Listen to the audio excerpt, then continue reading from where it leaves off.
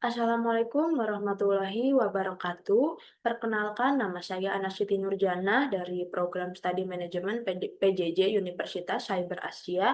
Pada kesempatan kali ini, saya akan mempresentasikan tugas UAS mata kuliah Studi Kelayakan Bisnis dengan judul Analisis Kelayakan Bisnis Studi Kasus Penutupan GDID.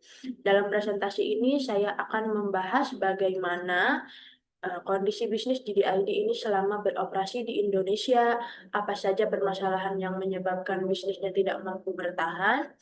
Kemudian saya akan menganalisisnya berdasarkan beberapa aspek dalam studi kelayakan bisnis.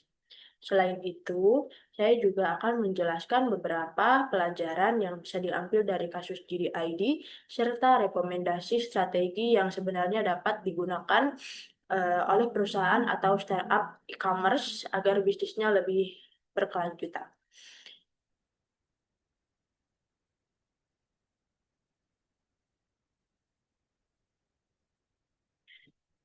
Masuk ke profil dan kronologi. Sebelum masuk ke analisis kelayakan bisnis, saya akan menjelaskan terlebih dahulu em, latar belakang dan kronologi GDID di Indonesia. GDID ini merupakan salah satu perusahaan e-commerce yang pernah beroperasi di Indonesia. Perusahaan ini memiliki hubungan dengan JD.com dari Tiongkok dan mulai beroperasi di Indonesia pada tahun 2015. Pada awalnya, JDID ini cukup dikenal dengan slogan "Dijamin Ori", yaitu memberikan jaminan bahwa produk yang dijual merupakan produk asli dari asli. Konsep ini menjadi salah satu eh, pembeda JDID ini dibandingkan marketplace lainnya. Jadi ID ini kemudian berusaha memperkuat bisnisnya dengan membangun sistem logistik sendiri termasuk JX Express dan berbagai fasilitas pergudangan atau fulfillment center. Akan tetapi dalam perkembangannya persaingan e-commerce di Indonesia semakin ketat. Jadi ID menghadapi persaingan dari marketplace yang memiliki promosi yang sangat agresif dan jumlah pengguna yang jauh lebih besar. Sampai akhirnya GDID memutuskan untuk memberhentikan penerimaan pesanan pada tanggal 15 Februari tahun 2023 secara resmi, menghentikan operasionalnya pada 31 Maret tahun 2023. Jadi dari kronologi ini kita bisa melihat bahwa penutupan GDID ini bukan terjadi secara tiba-tiba, tetapi merupakan hasil dari berbagai tekanan bisnis dan perubahan strategi perusahaan. Selanjutnya, perjalanan GDID di Indonesia pada tahun 2015 sampai 2023. Pada slide ini saya akan menjelaskan perjalanan GDID secara rinci. GDID ini mulai berdiri di Indonesia pada tahun 2015 melalui kerjasama antar JD.com dari Tiongkok dengan Provident Capital. Salah satu keunggulan yang ditawarkan oleh jaminan keaslian produk, GDID ini terutama dikenal dalam kategori seperti gadget, alat elektronik, dan produk-produk yang membutuhkan jaminan keasliannya. Selain itu, GDID juga mencoba membangun keunggulan melalui sistem logistiknya sendiri. Mereka mengembangkan JX Express dan membangun beberapa fasilitas pergudangan di kota-kota besar. Dari sisi bisnis, strategi tersebut sebenarnya memiliki kelebihan karena perusahaan bisa memiliki kontrol yang lebih besar terhadap proses pengiriman dan kualitas pelayanan. Tetapi di sisi lain, membangun sistem logistik sendiri juga membutuhkan biaya yang sangat besar, sehingga perusahaan harus menanggung biaya gudang, tenaga kerja, kurir, kendaraan, dan berbagai biaya operasional lainnya. Pada akhirnya, setelah beroperasi selama beberapa tahun, JDID ini memberhentikan penerimaan pesanan pada bulan Februari tahun 2023 dan kemudian melakukan shutdown total pada 31 Maret 2023. Jadi, perjalanan GDID ini menunjukkan bahwa memiliki teknologi, produk yang bagus, dan sistem logistik yang sendiri belum tentu cukup untuk membuat sebuah bisnis e-commerce itu bertahan. apabila tidak didukung oleh pasar dan kondisi keuangan yang sehat. Selanjutnya, aspek pasar dan pemasaran. Em, Menurut hasil analisis saya, salah satu masalah GDID adalah positioning atau posisi pasarnya yang terlalu fokus pada jaminan keaslian produk, terutama pada kategori elektronik. Sebenarnya konsep dijamin ori ini merupakan keunggulan, tetapi masalahnya adalah pasar e-commerce Indonesia berkembang sangat luas. Konsumen tidak hanya mencari produk asli, tetapi juga mempertimbangkan harga, diskon, gratis ongkir, cashback, aplikasi produk, dan kemudahan penggunaan aplikasi. Di sisi lain, marketplace seperti Shopee dan Tokopedia lebih agresif dalam memberikan promo dan menjangkau berbagai kategori konsumen. Jadi ID ini juga mengalami keterbatasan dalam melakukan perang harga dan promosi karena membutuhkan biaya yang besar. Akibat JDID ini kesulitan mempertahankan penggunanya, pangsa pasarnya juga tidak berhasil masuk ke tiga besar pasar e-commerce Indonesia. Jadi kalau dilihat dari aspek pasar, permasalahan utama GDID ini bukan berarti produknya yang membutuhkan masyarakat. Masalahnya lebih kepada bagaimana perusahaan ini bersaing dalam pasar yang sangat sensitif terhadap harga dan promo. Dari sini kita bisa mengambil kesimpulan bahwa dalam studi kelayakan bisnis ini perusahaan harus benar-benar memahami kebutuhan dan perilaku konsumennya. Keunggulan produk saja tidak cukup kalau value dalam yang ditawarkannya itu tidak sesuai dengan apa yang dicari oleh konsumen. Selanjutnya adalah aspek teknis dan operasional. GDID ini menggunakan model bisnis yang cukup terintegrasi, yaitu direct sales atau 1P, serta memiliki jaringan logistik sendiri melalui JX, Express, dan fasilitas pergudangan.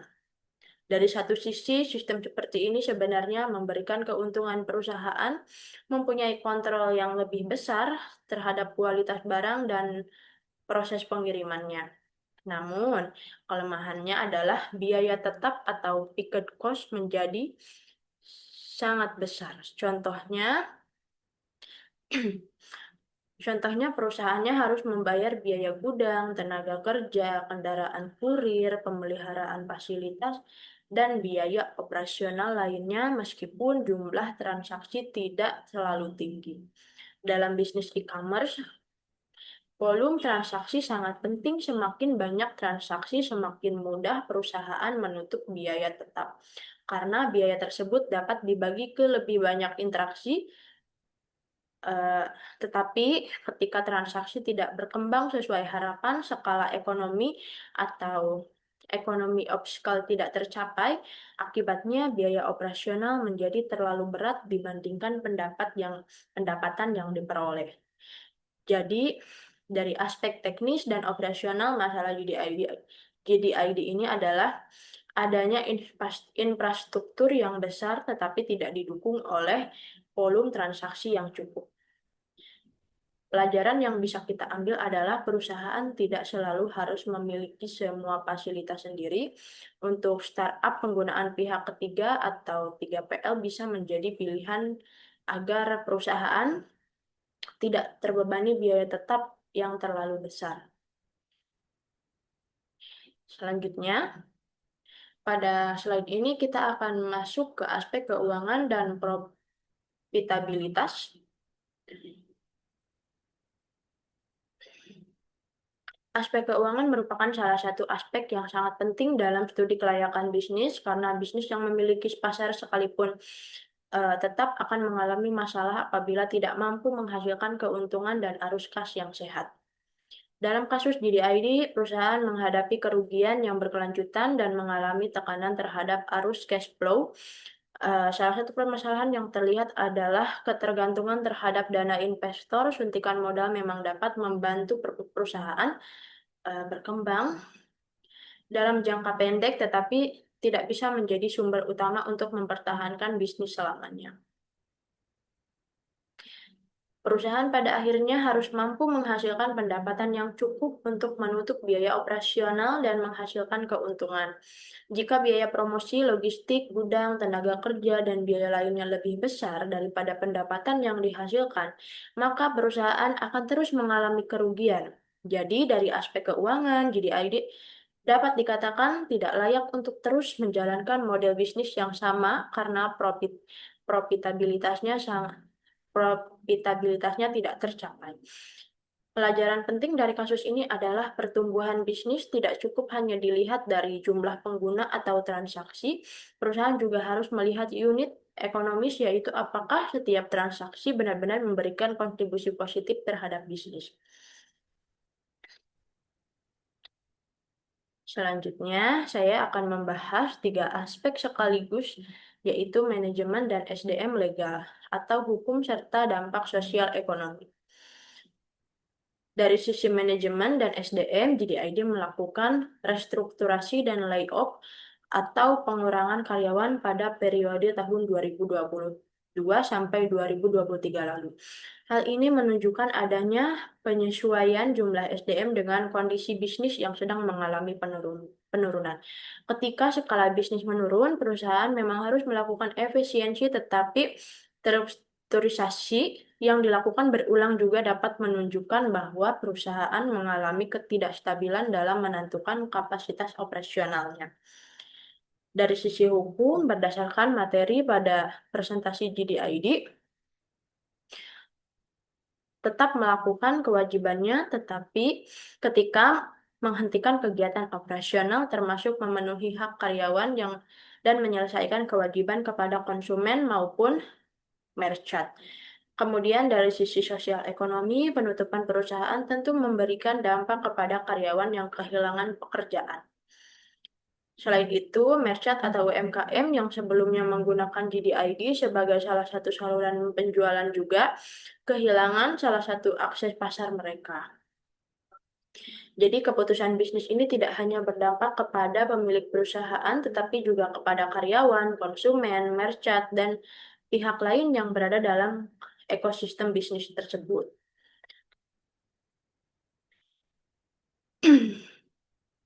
Pada slide ini saya merangkum hasil analisis dari beberapa aspek studi kelayakan bisnis. Untuk aspek pasar dan pemasaran, GDID dinilai tidak layak karena posisinya semakin tergesur dan tidak mampu mempertahankan posisi di 3 besar pasar e-commerce Indonesia. Kemudian dari aspek teknis operasional, kondisinya dinilai kurang layak. Penyebab utamanya adalah infrastruktur logistik yang membutuhkan biaya tetap tinggi, sementara volume pesanan belum cukup untuk membuat operasional menjadi efisien. Dari aspek keuangan, GDID dinilai tidak layak karena mengalami kerugian yang berkelanjutan dan mengalami tekanan terhadap cash flow. Kemudian, dari sisi strategi dan lingkungan, perubahan fokus pada perusahaan induk juga menjadi salah satu faktor penting. JD.com melakukan reorientasi strategi terhadap prioritas bisnis di kawasan Asia Tenggara ikut berubah.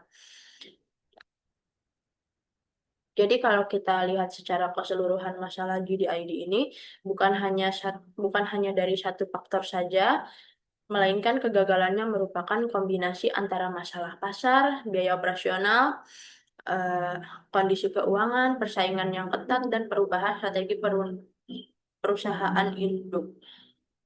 Inilah salah satu tujuan dari studi kelayakan bisnis, yaitu melihat bisnis secara menyeluruh dan tidak hanya melihat satu aspek saja. Pada slide ini saya menjelaskan pelajaran yang dapat kita ambil dari penutupan GDID. Penutupan GDID ini merupakan eh, pertumbuhan bisnis yang hanya mengandalkan modal eksternal atau suntikan investor tidak cukup untuk menjamin keberlangsungan bisnis. Pada saat perusahaan masih memiliki banyak modal, perusahaan mungkin bisa memberikan promo besar dan membangun infrastruktur yang mahal. Tetapi ketika modal semakin terbatas, perusahaan akan dipaksa untuk menunjukkan apakah model bisnisnya benar-benar mampu menghasilkan uang Dari kasus judi ID ini ada 3 hal yang sangat penting. Pertama adalah referensi pelanggan. Perusahaan harus mampu membuat pelanggan tetap menggunakan platform. Kedua adalah efisiensi operasional yang terutama dalam bisnis yang memiliki banyak logistik tinggi. Ketiga adalah positive cash flow, yaitu perusahaan harus mampu menghasilkan arus kas positif. Jadi, pertumbuhan yang cepat memang penting, tetapi pertumbuhan tersebut harus tetap disertai dengan fundamental bisnis yang sehat.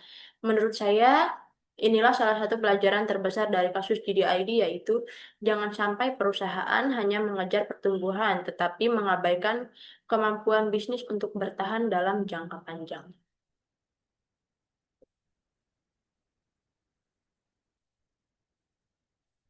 Setelah mengetahui penyebab kegagalan GDID, pada slide ini saya akan memberikan beberapa rekomendasi strategis yang dapat dilakukan untuk mencegah permasalahan serupa. Strategi pertama adalah asset light model. Artinya perusahaan tidak harus membangun seluruh infrastruktur logistik sendiri. Perusahaan dapat bekerja sama dengan pihak ketiga atau third party logistik. Dengan cara ini perusahaan dapat mengurangi picket cost dan hanya menggunakan layanan logistik sesuai kebutuhan. Strategi kedua adalah adaptasi monetisasi. Perusahaan tidak hanya bergantung pada transaksi penjualan barang, tetapi dapat mengembangkan sumber pendapatan lain seperti layanan fulfillment untuk B2B, purchasing service, dan layanan keuangan.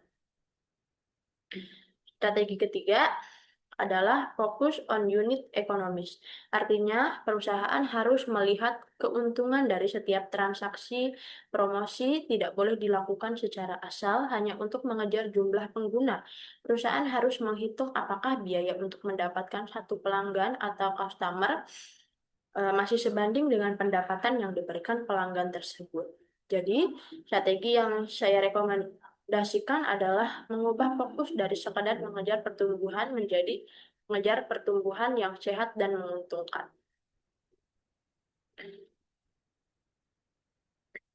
Untuk menerapkan rekomendasi tadi, saya membuat roadmap yang terdiri dari 4 tahap. Tahap pertama adalah audit. Pada tahap ini, perusahaan harus mengevaluasi seluruh biaya operasional dengan mengidentifikasi biaya yang sebenarnya tidak memberikan kontribusi terhadap bisnis. Promo yang tidak efektif juga perlu dihentikan. Tahap kedua adalah pivot. Setelah mengetahui kondisi bisnis, perusahaan dapat mengubah fokus ke produk yang memiliki margin lebih tinggi serta mengembangkan layanan B2B. Tahap ketiga adalah kemitraan. Perusahaan dapat bekerja sama dengan berbagai mitra logistik sehingga tidak perlu menanggung seluruh biaya infrastruktur sendiri. Tahap keempat adalah profit. Tujuan akhirnya adalah mencapai cash flow positif dan membangun kemandirian finansial. Jadi roadmap ini menunjukkan bahwa penyehatan bisnis tidak bisa dilakukan hanya dengan satu tindakan. Perusahaan perlu melakukan evaluasi, kemudian melakukan perubahan strategis, membangun kerjasama, dan pada akhirnya mencapai kondisi keuangan yang sehat. Kalau 4 tahap ini dilakukan secara konsisten, peluang bisnis untuk bertahan dalam jangka panjang akan menjadi lebih besar.